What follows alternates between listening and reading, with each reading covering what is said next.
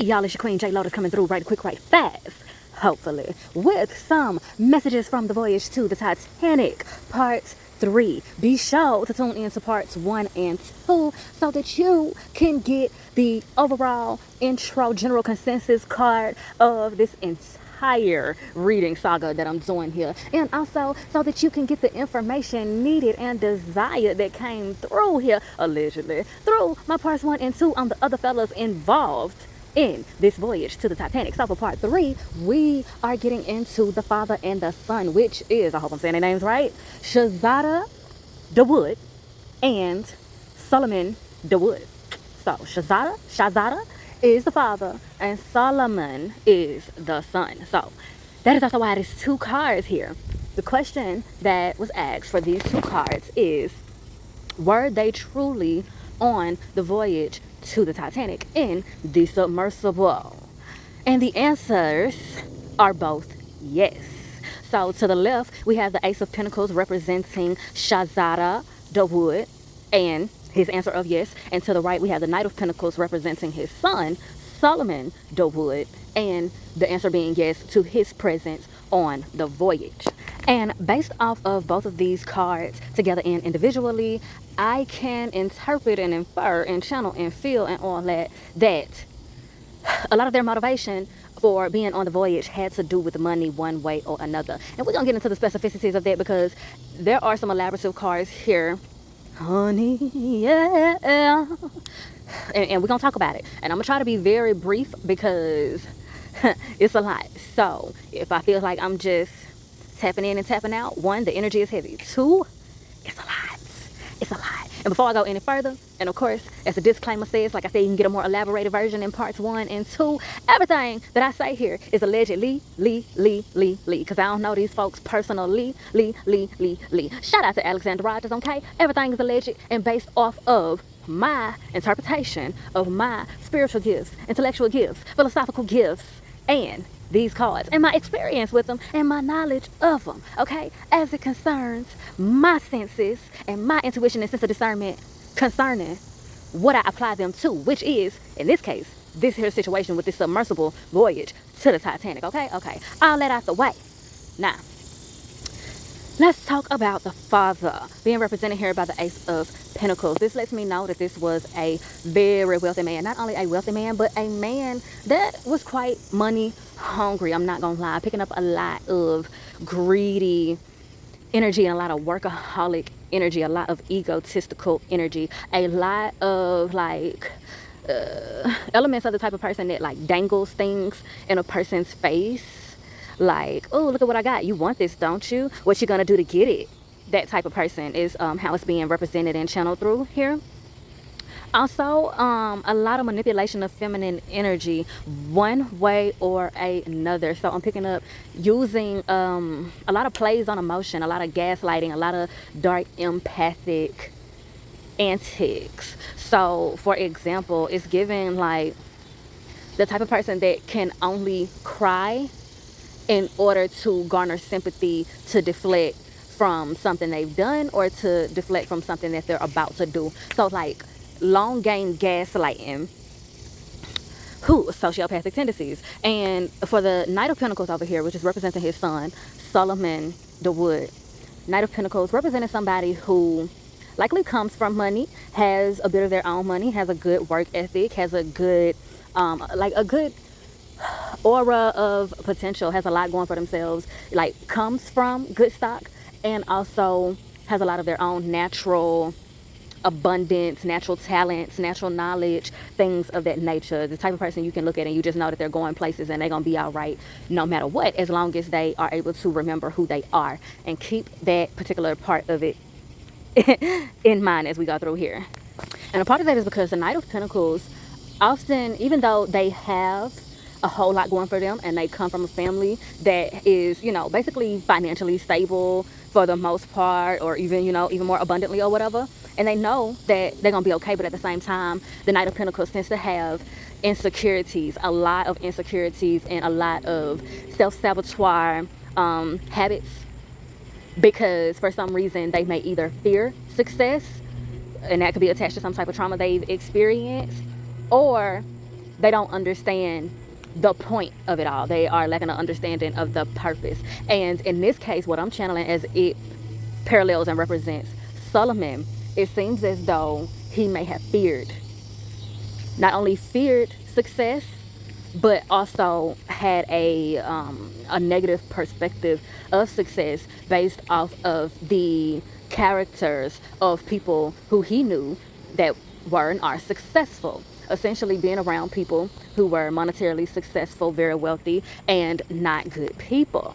And also not very happy, not as happy as they try to portray themselves to be. So that caused him a lot of conflict in his life with his perception of success. And that caused even more conflict with certain people who may have looked at him like, you got so much going for you. You have all of these talents. You know so much. You come from a great wealthy family. What is wrong with you? Why aren't you in this place by now? Why don't you have this figured out by now? And it seems like what it is too is that because he was different, he saw things different, he did things in just different manners than everybody else in the family. They did not know how to perceive him. And that caused a lot of people to misunderstand him and have a lot of fears and a lot of trying to micromanage how he moved and where he was going on his path, like just automatically assuming that he doesn't know what he's doing or that he's stupid or whatever because he wants to go in the opposite direction or just do things different. And then they, either want to put him in a box or just ostracize him. And that's what this is, coming up to represent for him. And now I'm gonna go ahead and move on to the elaboration cards. All right, so these 3 cards are elaborating their motivation for being on the voyage in the first place. So we have the Ace of Swords in reverse. And this is giving me a lot of communication issues, a lot of strife, a lot of war going on. And I'm picking up that this has a lot to do with family ties as well as work ties for everyone involved. So there is this energy of someone trying to mend fences, someone trying to, build a bridge. And there's also an energy of someone not necessarily wanting that, but acting like they want that and using it against someone or everybody. Also, I'm picking up penises. Hold that thought. And for those of you that don't know, the Ace of, well, not just the Ace, but when you get the Ace of Swords and the Ace of Wands, and it's just a whole lot of swords and wands all at once, that's penis energy. Not all the time, but there's time and places where when you see a reoccurrence of certain cards, it's about penis. And if you look at it, yeah. I might give y'all a video educating on that one day, but that's for another time. Anywho, I'm picking up penis, and we're gonna hold that thought, but I just wanted to go ahead and point that out because Ace of Swords, Ace of Wands, 8 of Wands. Ace and 8 sound alike. That's not a coincidence. And all of these spherical images, and then you get the 8 of Wands there, infinitive. It's a whole lot of penis in this motherfucker. Hey. I'm sorry. And I'm sorry if y'all hear the fan and cats in the background. It's hot down here. I gotta use what I got to get what I want. Bear with me, please, and thank you. Okay, let's go ahead and continue with the specificities of these cards, elaboration on their motivation for being there in the first place. Okay, it's a bunch of red. Protection, providing. Okay, financial abuse. Definitely picking up financial abuse, and definitely picking up on the weaponization of DNA. And what I mean by that is that's still your family type antics.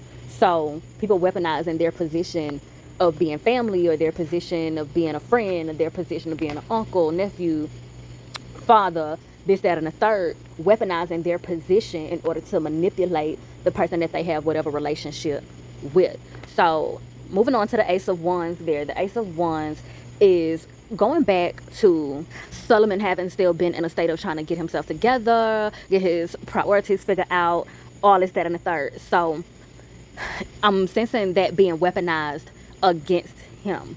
So picking up on a bargaining system going here, and a lot of promises that wouldn't be made. So in simple terms, what I'm picking up on is his father was being very overzealous, egotistical, head up his ass, allegedly, but this is what's being interpreted, just being very emperor in reverse, being very domineering, but trying to be like sweet and charismatic about it. But it's also like borderline scary because there's also a lot of delusion going on here.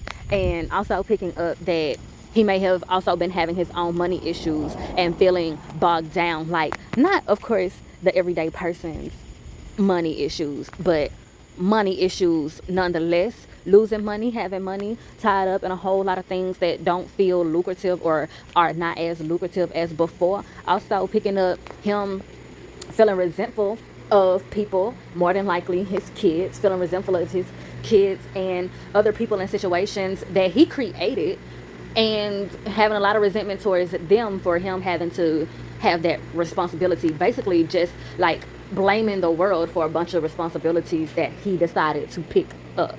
And I'm hearing specifically a lot of resentment about and towards his kids and or people that or like kids to him, or people that he mentored, things of that nature. I also heard wife, so I don't know, perhaps also his wife.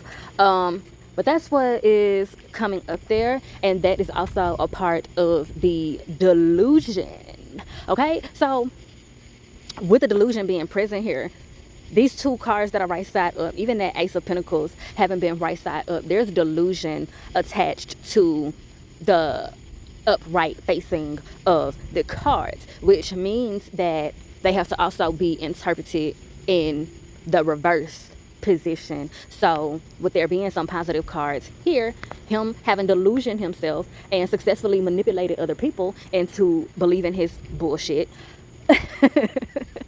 but not actually being or doing too much of any of the things that he's portrayed himself to be or do.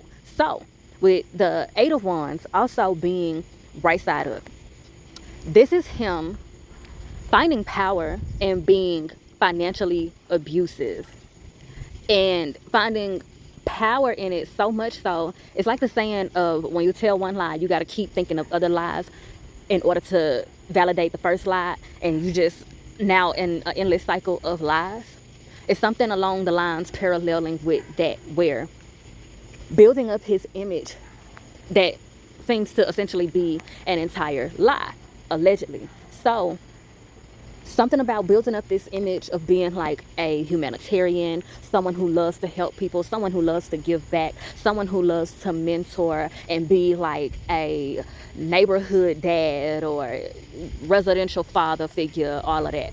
Someone that people can look up to and depend on, rely on, all that shit. But he's only doing it to say that he did it and to say that he does it because it gives him attention, accolades, and favor, and all that, and he can play on people's emotions. But in the long run, he ends up resenting it all, of course, because he's doing it for the wrong reasons, and because now you are draining yourself, not only taking on all of these responsibilities and the responsibility of being a humanitarian, and your heart is not even really there. And so what also is being solidified here too, and if you remember that those Pentacle cards that were essentially allegedly confirming their presence and a part of their motivation for their presence being there having a lot to do with money, these cards here are also clarifying and elaborating to say that he dangled money, dangled inheritance, and the possibility of mending fences, building a bridge, and all of that to his son in order to get him to go on this voyage. Now, there's a lot more to that, and I'm going to elaborate further on that and revisit some points that I already made as we get into these next cards. All right, so this is an elaboration on why would the father ask or even convince his son to go on such a voyage. So we have the Nine of Wands here. And the Nine of Wands is giving an energy and imagery of basically, like I said, dangling inheritance in front of him, dangling, I'm going to help you figure it out. And I know, like, it's not just like, oh, the son went for money. No, it's the son was seeking guidance from his father and this is what his father offered. And when we get into the Six of Cups, you'll understand even more of what is said to be happening here, allegedly. So, the Nine of Wands, you can look at the figure in the imagery of the card as both the father and the son, whereas the father is feeling like his legacy is declining, his pace is declining, his accomplishments are declining, even though it's not declining how he thinks it is, but he's feeling like it's declining, feeling back into a wall, feeling like time is running out, like he's running out of steam, running out of ideas, things of that nature. The son is also feeling this, and it's also giving a energy that the father was not in the household like that because he was always working. So he may have been married to his mother at a point, and then, there's always been this is what I'm picking up. There's always been a two-parent household one way or another, but not necessarily, because I'm feeling and hearing and interpreting that the father was not there because he was always so busy working and chasing a bag and, trying to satisfy his ego. So I'm also picking up that the son was groomed in the image of the father and also naturally had a whole lot of traits like the father. So therefore, a lot of people tried to puppeteer him, including the father when he was around, tried to puppeteer him and kind of live vicariously through him, groom him to be exactly like the father. And whenever he came up short, he was often ridiculed, ganged up on, villainized, ostracized, cut off, and, kicked to the curb and all that. And so in the last layout where I was saying that there's a person in this situation that was looking to make amends, make a genuine amends, lay everything out on the table, try to fix everything, build a bridge, be honest about everything, and really just start a new cycle and, rejuvenate the whole connection and, start healing. That individual, as it's being represented and interpreted to be channeling through here, was the son, Solomon. He genuinely was trying to make amends with his father. He went to his father before the situation in a whole nother entity of their lives, having nothing to do with the voyage to the Titanic and all of that. His son was going to him seeking to make amends, allegedly, but seeking to make amends, build a bridge, get honest about everything, this, that, and the third.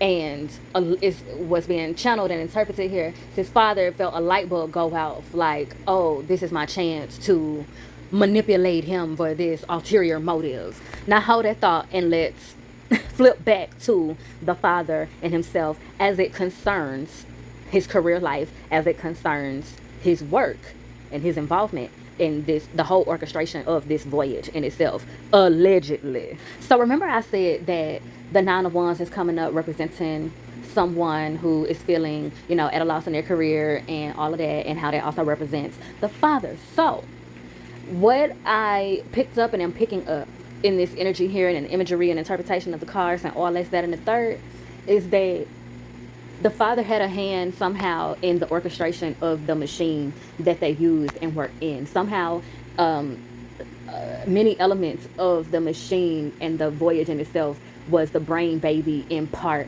of the father, Shazada, allegedly. Okay, and with that, I'm also picking up that, especially with the Eight of Wands having coming up and the delusional essence tied to it, giving hastiness and rushing and all of that, tie in with this Nine of Wands.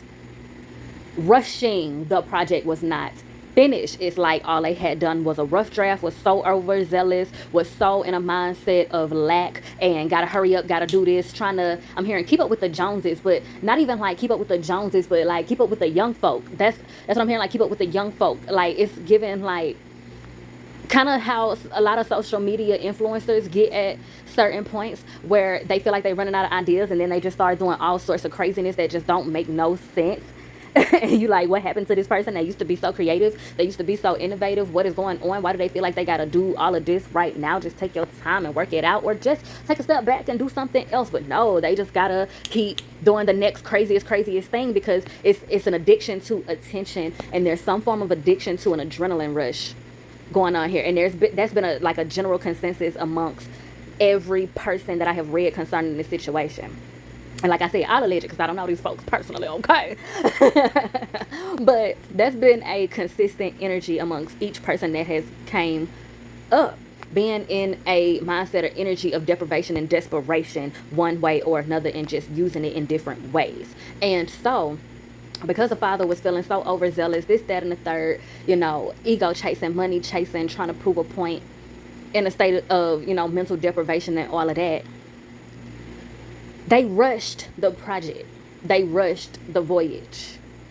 Picking up that this was not supposed to, the voyage was not supposed to take place for another many years. And that kind of makes a whole lot of sense, because when I think about it, many of those men were like up there in age. So they were probably thinking, in the next couple of years, they might not even be here, amongst all the other stuff that they, seem to have going on in their lives, and how that would be, you know what I'm saying, allegedly. Okay. And so, yeah, rushing and just wanting to make a splash, no pun intended, but just wanting to make a splash and make a mark so bad in ways that they felt they haven't. And it's so crazy, because it seems as though they had everything they could have wanted and needed, but they still felt like it wasn't enough, because they were deprived in other ways, and that led them to being addicted to other things, even outside of drugs. Addicted to adrenaline has led them to do a bunch of other stuff, allegedly. And with that being said, we're going to go ahead and segue into this Six of Cups over here, which is getting into childhood things. And it came out sideways. That card came out multiple times. At times it came out upside down. At times it came out right side up. But predominantly it came out sideways. And that makes perfect sense. It taps back into the duality of the general theme of all these different parts of the reading and all that. So I'm gonna jump straight to the nitty-gritty of the interpretation of this card and the energy that's channeling through allegedly, because it's hot. Okay, there is a lot of deep shats coming through here, and like I said, I'm gonna get straight to the nitty-gritty. What seems to be coming through here is that the son had experienced a lot of abuse, and some of that abuse came from the father when he was around. Remember me saying that allegedly, as it's being represented here and interpreted from, all of my stuff and all of that, allegedly, that addiction to whatever adrenaline and power that the father got from all of his deeds, he had some dirty deeds attached to it. Again, remember me saying that there was a lot of resentment coming through, seemingly directed at his kids, and taking it out on them, specifically the son, allegedly, in very abusive ways whenever he was around. And I am picking up that this was physical and sexual abuse. Allegedly. And I'm hearing that financial abuse had been used to keep the son quiet all this time amongst other people and situations, but specifically in this situation, the son. So that's why I was emphasizing that as it's channeling through here and as I'm interpreting it, the son had a lot of mental, emotional, spiritual conflict as it concerned his own identity, his being, his purpose, and his relationship with his father, because of how his father handled him and because of the abuse that seems to have been present in their connection. And I'm hearing that we're going to tap more into that in the next couple of cards. But the father was very jealous of the son, and that had a lot to do with the lashing out on him. And child, let's just go ahead and make the segue into the rest of these cards. But to wrap up in this segment, the son wanted to get all of that out on the table, and it was the way it's channeling through, allegedly, there was like an ultimatum presented by the son of, look, we can talk about this as a family and put it all out on the table and be honest about it and work through it, build a bridge and heal and all of that, or I'm going to have to go to the people on you. I'm going to have to blast this to the masses because you don't seem to understand until your image is threatened. And allegedly, it's terrible that it turned the way it seems to have turned. Now, with that being said, let's go ahead and segue into the rest of the cards. All right, so for this Seven of Pentacles that we have here, it is representing a alleged confirmation on the tactics that the father used and the motivation that the father had for convincing his son to go on this trip with him. And so specifically, I asked, did he dangle inheritance money, support, career support, and all of that to his son in order to convince and manipulate him into going on the trip? The Seven of Pentacles came out, allegedly confirming, yes, that is the tactic that was used predominantly. And you can look at the imagery of the card that lends exactly to the concept of what I've interpreted here, okay? Allegedly. So I'm gonna focus in to the right over here with the Queen of Swords that's up. Remember the delusional aspect. The Queen of Swords is a positive card, and it's right side up. And this side is, allegedly, representing the good intents that the father had behind inviting his son on the trip. And this is the father delusioning himself to thinking that this would keep the peace amongst the family and in the bloodline, and it would keep everything where it's supposed to be and exactly where he wants them to be. And while it's right side up, remember the delusion, Queen of Swords, positive card. Queen of Swords is about standing up for yourself. It's about speaking up for yourself. It's about good communication, purposeful communication, divine communication, all of that, right? And so this is leaning towards his good intent. And it's tied to a ignorance is bliss type of mindset. Whereas wanting to keep people ignorant so that they don't become enraged by the truth. So, allegedly, the good intent here is not even rooted in anything intently good, because it's self-serving. Now, we're going to jump on over to me asking, was there malicious intent in inviting his son on the trip, convincing him, manipulating him, and bribing him and all of that into going on this trip? And we have these beautiful cards again, the Ace of Swords and the Ace of Wands that came out representing, yes, allegedly, there was malicious intent in him convincing and manipulating his son to come on this trip.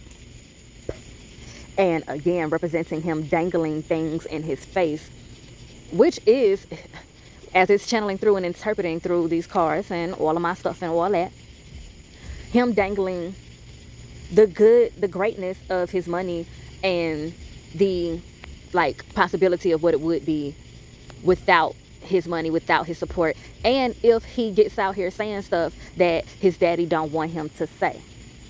So this goes back to the ultimatum that was mentioned earlier that I said allegedly was given by the son, as of, I want to build a bridge with you. I want to make peace in our connection and the family's connection, but we have to tell the truth about all of these things. We got to put it all out on the table, or I'm going to have to take it into my own hands and do the utmost of what you don't want me to do, which is blast it to the masses and all this, that, and the third, allegedly.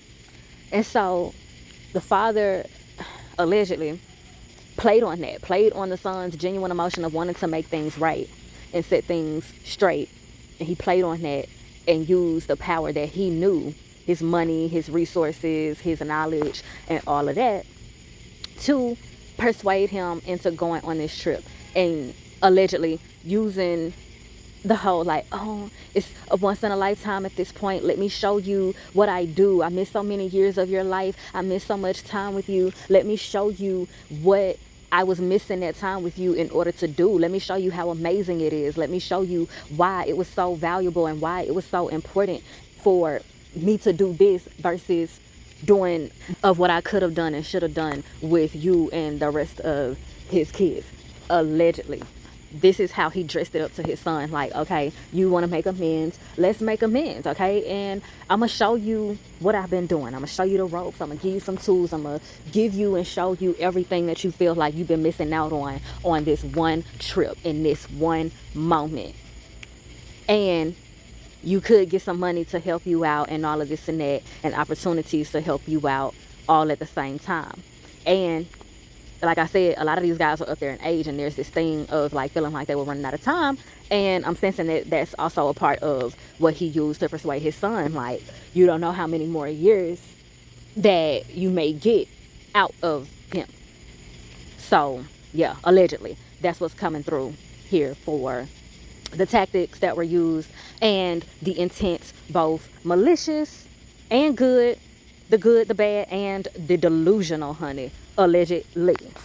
All right, so as we segue, I wanted to get into the specificities of what the malicious intent was that seemed to be coming through allegedly.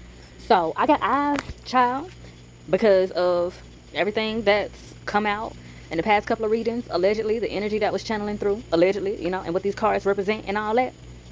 I just jumped straight to the nitty gritty. And I asked, did the father want to end the son? As in, go ahead and take him up out of here. And what came out is the Knight of Wands, which is a resolute yes. And if you notice, the Knight of Wands in the imagery of this card is twirling a mace, twirling a pole. You can also draw that back to the energy that was coming through about the manipulation of feminine energy. So the wands are also seen as representation of Ashera, Elohim's wife, God's wife, Yeshua's wife, a mother goddess representation of light, divine, feminine, as she is represented in the fire element, as she is represented specifically in the form of a mace, a flag, a pole, a wand. And if you notice, the knight here in the imagery of this card is twirling a mace and or a wand. So that taps right back into the channeling of energy concerning manipulating feminine energy, manipulating emotion, manipulating trauma, dark empath antics, allegedly. Okay, and I haven't mentioned colors too much all throughout, but I feel a calling to now. You notice this red and this yellow here is abundantly shown throughout this reading. Those reoccurring colors of red, orange, and yellow, very fiery, also in correlation with the root, sacral, and solar plexus chakra. And remember that the sacral chakra is tied in with the element of water, which is tied in with emotion. So wow, the Knight of Wands the Knight of Wands is not typically a negative card because of the delusion and everything else that's attached to what's channeling through here, allegedly. It is to be perceived in the opposite sense of what it usually is, and focus more on the imagery, because the individual channeling predominantly, allegedly, is obsessed with imagery. And remember me saying that he was at risk for being exposed by other people, allegedly, but specifically by his son. And that word would hold a whole nother weight because it is his son. And with that being said, we segue into the cards to the left. Again, all of this information is alleged, okay? Alleged. So I wanted to ask, to clarify, allegedly, was the son about to expose information of abuse concerning his father? And the cards that came out are the Knight of Cups and the Justice card, right side up. And those cards blatantly represent yes, absolutely. And they are also blue, which the blue coloration is in association with throat chakra, which is all about telling the truth, speaking your truth, as well as the Justice card as well. Much justice comes about through word of mouth, through people speaking out. Allegedly. Also, the Knight of Cups represents someone, more than likely a young man or a person who radiates young man energy, delivering messages, going from person to person, telling things, delivering messages about things, spilling information, giving information. So, allegedly. I'm just also saying that what these cards represent, especially as it concerns the specific question that I asked, was his son about to expose abuse information about him? And those are the cards that came out. It just says a whole lot, and it creates even more reasoning for why I would interpret them in such away. But again, I don't know these folks personally. So allegedly, this is my interpretation of the cards and my spiritual, intellectual, and philosophical gifts. That's it. That's all. And so let's jump to the cards to the right, which are representing the answers to the question that I asked concerning why would the father want his son unalived? Why would he do that? Why would he want to do that in a malicious way? And what came out is the King of Swords, right side up, and the Princess of Cups in reverse. And this is giving jealousy upon jealousy upon jealousy. Jealous of his son's youth, jealous of his son's natural strength, jealous of his son's courage, and mad that his son was tapped into his feminine energy enough to have the courage to use his voice, and use his voice for things that the father didn't feel enough courage to himself, allegedly. But that's what these cards, in my interpretation of my spiritual gifts and intellectual and philosophical gifts, is given, that he was very jealous of his son. Very. He was also very resentful of his son. Very, allegedly. And that his son was about to spill loads of tea on him, and he could not let that happen. Allegedly. Allegedly. Allegedly. And similar to part 2 of this whole reading saga, he knew a lot of things were about to come out about him, allegedly, and he would have rather risked in this way for the sake of legacy and maintaining money, maintaining power, and the imagery of it all, than to face the music of the consequences of his actions, allegedly. And child, I'm not gonna tell no lie to you, I pulled more cards, but I'm honestly debating if I want to let this be the final part or put out that, what came through in the other cards. So I'm wrapping this part up right here. And with that being said, for any people, like, you just so happen to have known these individuals or known of them, had any type of care for them at all, or even if you just resonate with any of the messages and or alleged stories of trauma that came through, much light, love, healing, and liberation to you all. And please understand that there is no malicious intent in anything that I've said throughout these readings. I am simply doing what I feel the Most High has called me to do. And it's a very unfortunate situation, and very much so a lot of cautionary tales, allegedly. But a lot of things that seem to really need to be discussed, because it really gets into a conversation and realization that money does not buy you happiness. And many of us know that naturally, and some of us are still learning that, and allegedly this is a part of that process.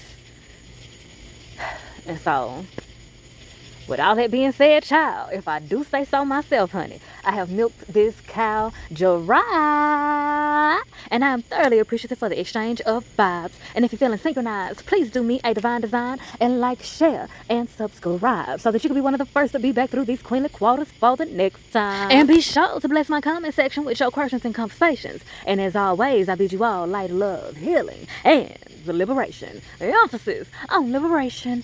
Mwah.